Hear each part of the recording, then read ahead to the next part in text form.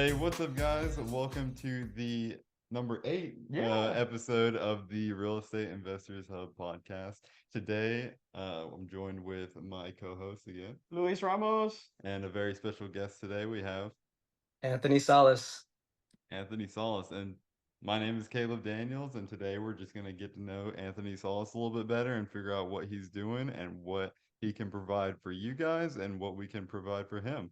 So nice to meet you, man. What's going on? It's all good. Enjoying another beautiful day here in San Diego. Weather perfect as usual for the most part. Awesome, man. Yeah.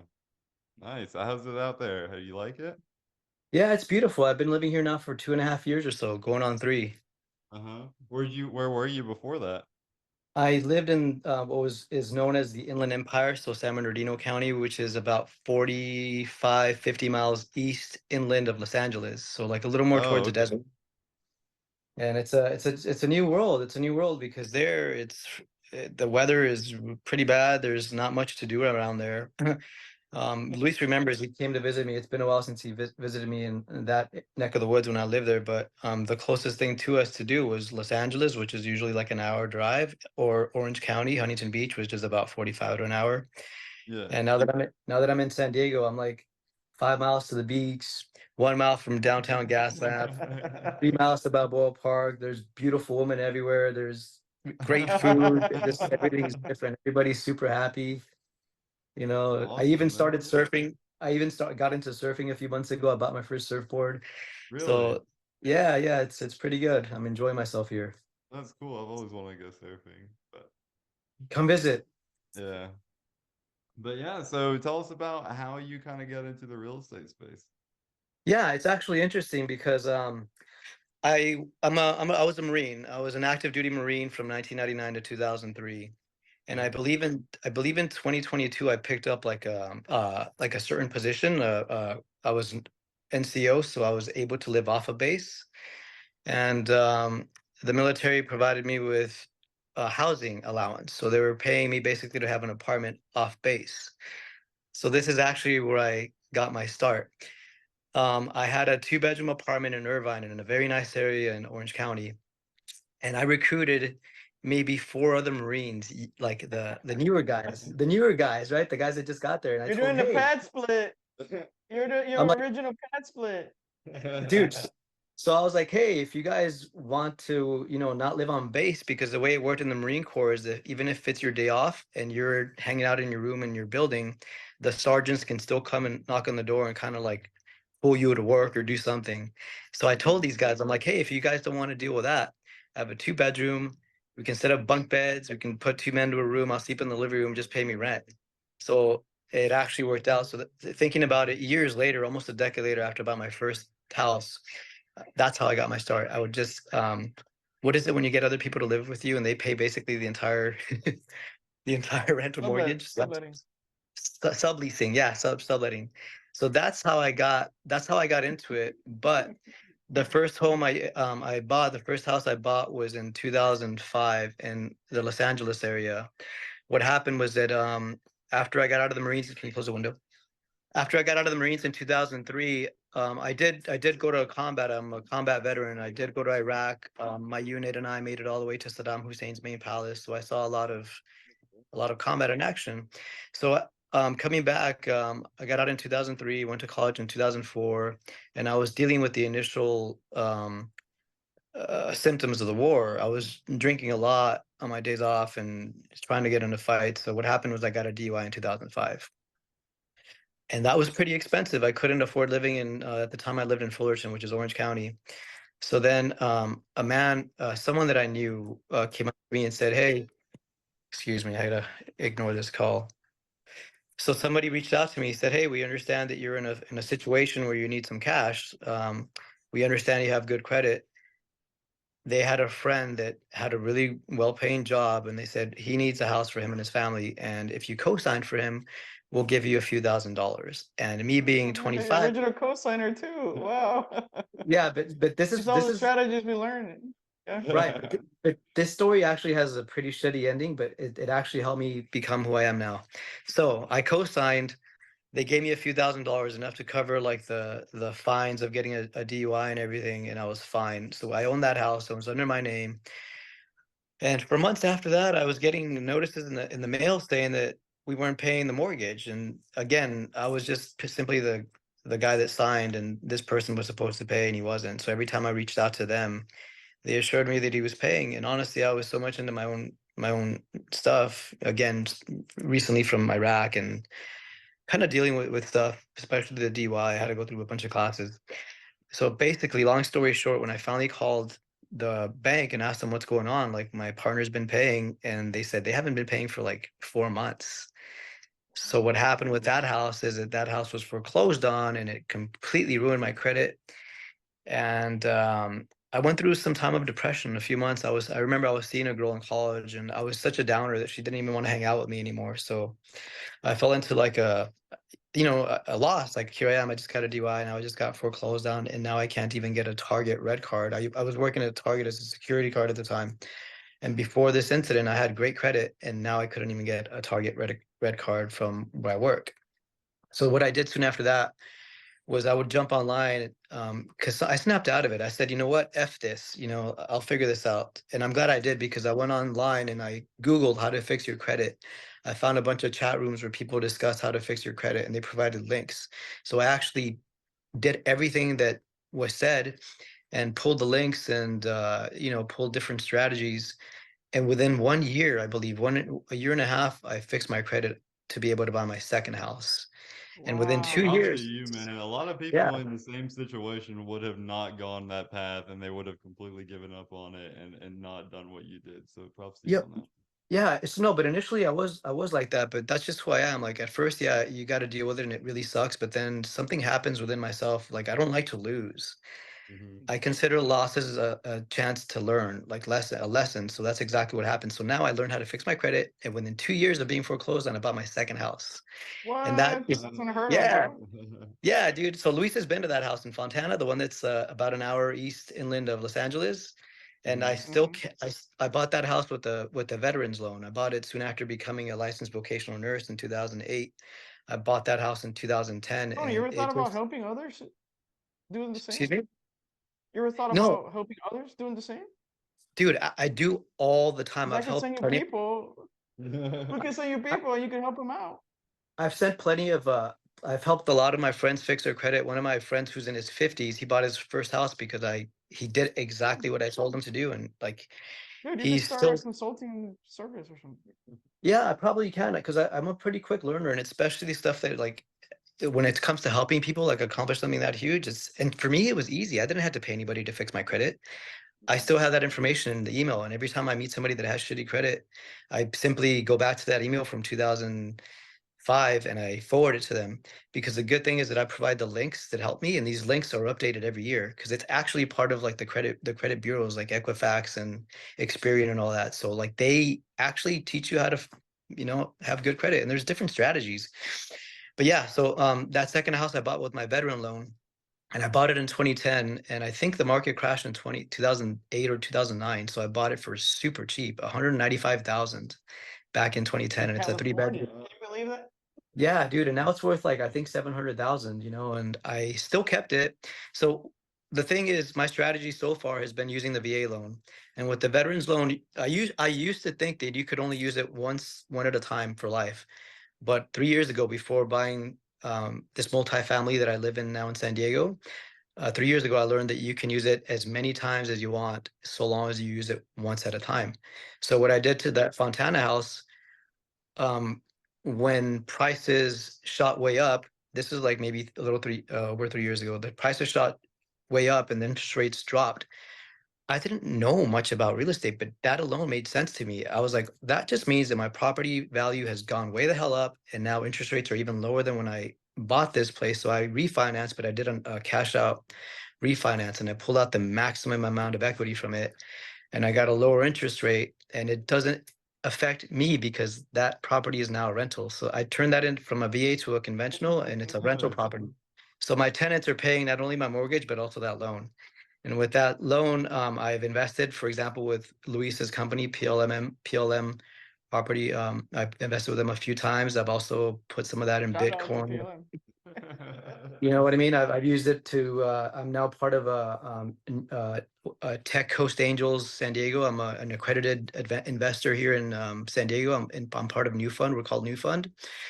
And to jump in with them, you had to give them like a minimum of 10,000 to invest in startups and biotech and all that kind of stuff. So basically, I just planted my seeds to see what happens, and some of it has been going pretty well. And and again, it's just like I learn along the way. I didn't read any books. Honestly, I didn't read any real estate books to this day. I mean, I've opened like a few, but I just get so busy with work. I'm a full-time registered nurse, and I also like to have fun. When I'm not working, I like to exercise and explore. I mean, like San Diego's beautiful, so I Yeah. have fun. I've traveled as well. So yeah, that's how I got into my multifamily here in San Diego. Refinanced into a conventional, that Fontana. And also what I learned 3 years ago is that you can buy like a multifamily, a triplex or fourplex, but the trick is you have to live in one of your own units to use the VA loan. So basically I got into these 3 cottages that I have in San Diego for no money down. Mhm. Yeah, so it's how I've been doing it so far, especially here in California. It's a lot more expensive than, Texas or other Definitely, states. yeah. Yeah. So yeah, That's that's a little awesome. bit about me. Yeah, if you don't mind telling me, I mean, it seems like you're pretty experienced with this. What are some things that you could tell the viewers about what is the most frustrating and the most rewarding part of being a real estate investor? Frustrating is getting to the point where you can actually invest. The thing is, a lot of people lack discipline. The hospital I worked at, for example, before coming to San Diego, it was also a VA hospital in the San Bernardino area.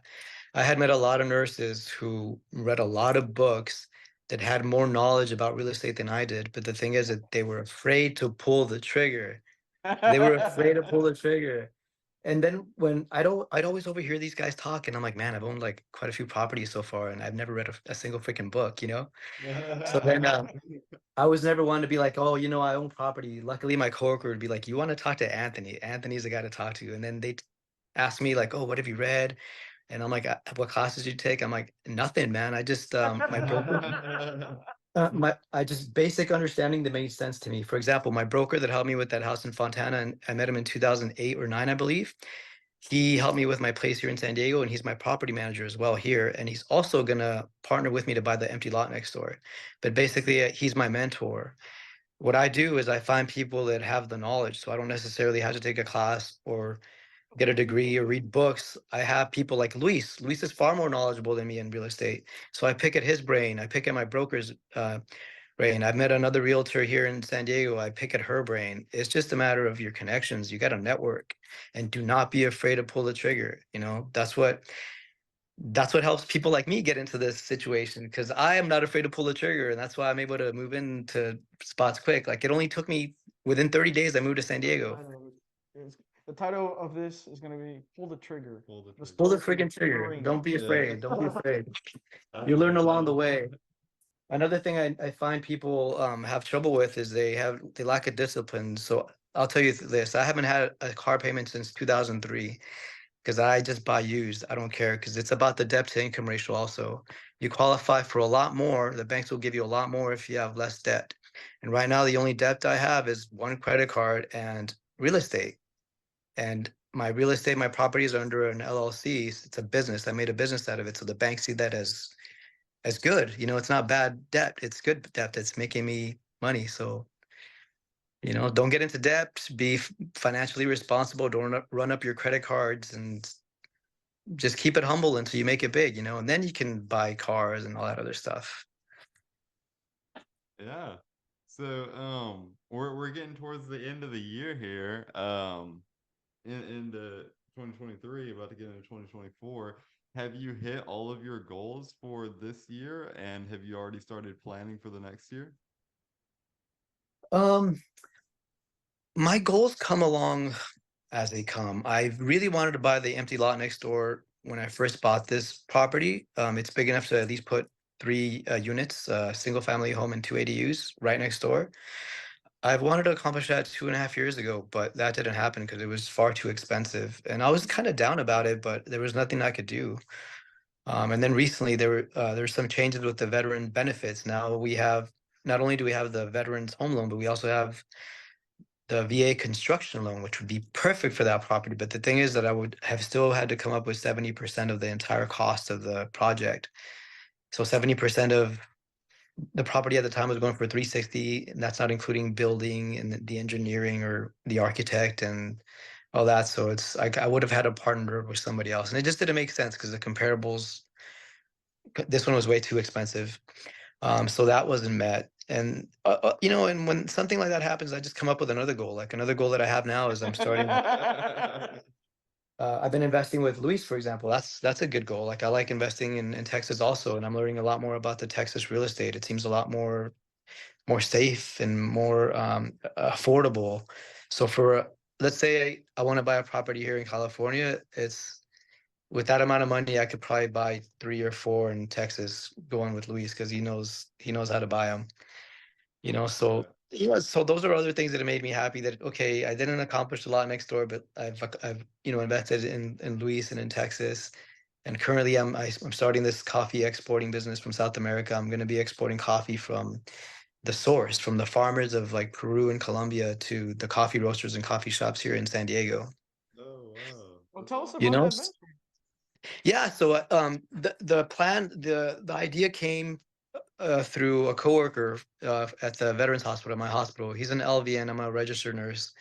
I met him something like 6 months ago. They floated me because I was one of the newer nurses on board. So I was up there for 3 months, and I befriended some people. And um, one day, we ran into each other, and he said, "Oh, we got to hang out." I'm like, "Yeah, I'm gonna be going to Peru for a week, so maybe after." And he said, "You're from Peru?" And I said, "Yeah." And then he said, "Peru has some of the best coffee I've ever tasted." And this man is a coffee connoisseur. He brings bags of coffee from all around the world, and he brews them in the break room. So then he told me, when you go to Peru, please find this brand you could only get in Cusco, Peru. So he gave me the label. He told me exactly where to get it. So I came back with 8 bags, and he brewed it. And I was like, wow, I don't know much about coffee. I've never been a coffee guy, but this stuff is very smooth. So then he was telling me, look, like each one of those bags was uh 30 solis, which is $8 American.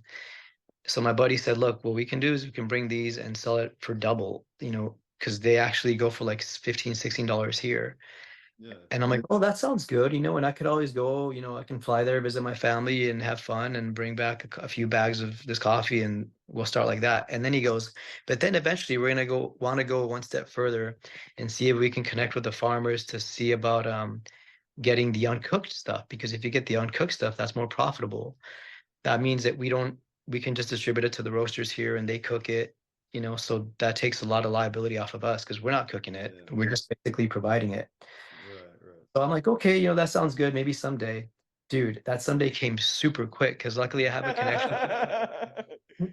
Luckily, I have a connection in Peru that's extremely street smart. He's pretty wise. I think he's in his 50s, but he's just so smart. He also does travel guide in Peru.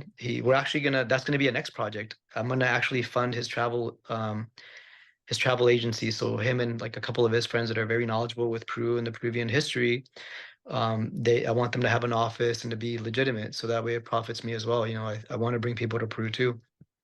But anyways, so that guy, like I was saying, he's super street smart. He met up with like the main coffee people that we were trying to connect with, but then he went one step further. It's funny because he called me one day. He's like, I'm gonna need $250 to fly to Cusco from Lima. It's like I don't know how many hours flight it is, like maybe 2. And then he's like, I'll go there and I'm gonna need some money for my stay in the hotels and blah blah blah. And I'm like, okay, how much are we talking about? And he said 250. And I'm like, great, it's a good thing that South America is super cheap. So I sent him 300. Yeah. I sent him 300, and this guy connected with not only the CEOs of these brands of coffee, but he also connected with the farmers that grow for these brands. So now we have connection with the farmers there, and some of them are willing to do. They want to do business with us directly and provide us raw, uncooked coffee. So that basically cuts the middleman. Like the companies there. Right. Yeah. So that's what we're working on now, and it works out for us because so far the coffee shops and coffee roasters here in San Diego, which are plenty, there's a lot here. It's like the fad thing. It's like the cool thing, I guess. But they're all wanting uncooked because what they want to do is they want to bag it themselves and put their brand on it and sell it. Yeah. And as far as me, as far as I care, that I don't care what you do with my product. Like you just pay me for bringing this stuff from Peru Yeah, straight from the source. wholesaler. So that's yeah, exactly, wholesaler. So that's a project that's going on right now. My guy from Peru. All right. So you were saying about your Okay, product, you don't care so about we're your back. product? No, I'm saying I don't care what they do with it. As far as them labeling it and bagging it, like so long as they pay me, because one of the main companies of the coffee brands in Peru actually want to do business and go into contract with us. They actually only export to one place of Houston so far, and that's why I want to start off with this company specifically, because not only are they FDA approved, but they have license to export, and they're currently exporting to one other person, and that person's in Houston. So I would be the first one, my company and I, he would be the first one exporting to Los Angeles or to the California area, which is good. So I feel like that's how I'm gonna have to start, because exporting it with the other farmers, I'm gonna have to get a license to export and had to figure out the shipping details and maybe talk to the dockyards. I'm not even sure, but basically I'm gonna start off with this. Or Well, find there's still a somebody whole that lot of knows, things. right? Yeah. Tony, find Exactly, and somebody that knows and then hire that's him. that's what I'm doing, man. You gotta outsource because I'm not spending all day reading a book, I gotta. I mean, obviously a little bit to become knowledgeable, but that's why there's experts. You have to hire out sometimes to save time. Awesome. So we're gonna wrap it up. Yeah, we ran out of time. We're running out of time here on our recording, so we're gonna go here ahead and wrap it up. We really appreciate you coming and talking to us today, and I hope every I had one question. Sorry, Tony. You're good. My last question that I usually like to ask everybody on our podcast. Looking back in time, it seems to me that your breaking point was in 2005. What would advice would you give your young self in 2005 that you know now? What stories or advice or recommendations would you tell them? You know what? I wouldn't change a single thing of what happened because Nice. it actually made me strong, man. It made me now I know how to fix credit and I help others fix credit. And I tell them you don't need to pay thousands to have somebody fix credit because it's the information is there. And I know it works because I've done it for myself and I've helped two other friends at least that I know of get to a point where they fixed their credit and they bought their first car. And when they did, they were so emotional. They came and hugged me and cried. One of my best friends now, he bought his first house 6 years ago, and it's because he followed basically the plan of how to fix your credit, the email that I sent him with the links. So I wouldn't change anything. If anything, I would just say, things are going to be okay because I did suffer for like a good couple of months. I was in a state of depression when I got foreclosed on. And that's been the biggest hit financially I've had, a foreclosure. And it wasn't the end of the world. It's not the end of the world. Mhm. There's always ways around it. That's great, man. That's great advice. So how do people reach you? Yeah, how can we get a hold of you? I am on Instagram. I'm on there quite a bit. Facebook also. My name is Anthony Salas. On Instagram, I am Semper Salas, Semper, like Semper Fi, the Marines. Yeah, And my last name Salas, Salas. Okay, Semper cool. And we'll Salas. put that all into the description below so that people can go in there and add you and talk to you if they need to. But yeah, man, I really appreciate you coming in Yeah, here, and we hope everything goes well with your real estate and also with your coffee company coming up. So we'll have you next time. You can give us updates. Yes, You'll sir. probably own a bunch of coffee shops, Uh-huh. Yeah, and I'll let you know, Luis, if I need some more investors, I'll let you know because we want to take this big. And why stop here in San Diego? There's a lot of coffee shops in San Diego, but there's a lot in Los Angeles and Orange County, and that's just like an hour and a half drive for me. I love it. Let's do it. We'll chat. All right, right. guys. My name is Caleb Okay. Daniels. Take care, Luis. I'm Luis Ramos, signing off. See you guys.